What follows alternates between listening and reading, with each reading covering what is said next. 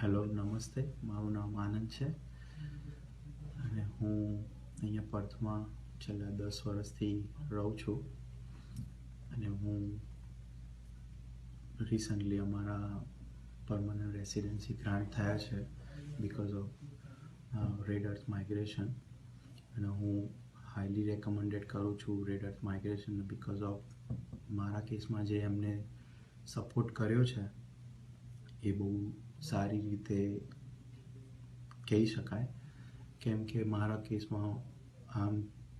હું મારી વાઈફના બિહાફમાં બોલી રહ્યો છું કેમ અને મારી wife as a graphic designer અમે 186 સ્પોન્સરશિપ વિઝા મૂક્યા હતા 2017માં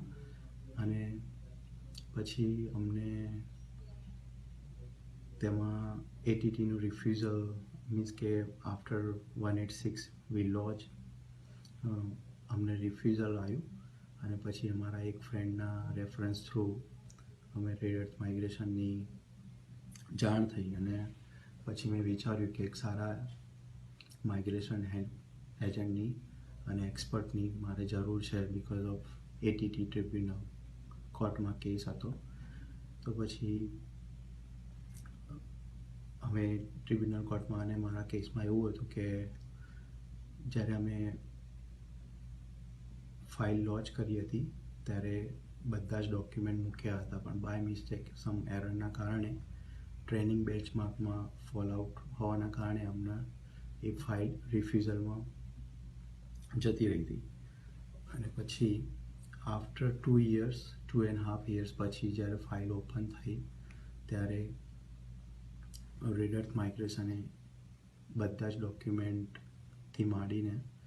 અને સારી રીતે એવી હેલ્પ કરી કે જેમાં અમે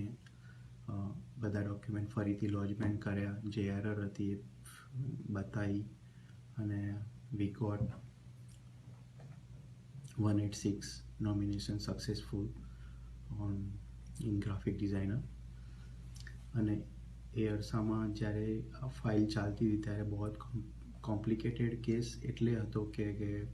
જ્યારે ફાઇલ લોન્ચ કરી હતી ત્યારે 2 વર્ષની જે મેટર્નિટી લીવ હતી મારા વાઈફની, જેના કારણે અમે જે રિક્વાયરમેન્ટ હતી એ ફૂલફિલ નહોતા કરી શક્યા. પણ રેડ અર્થ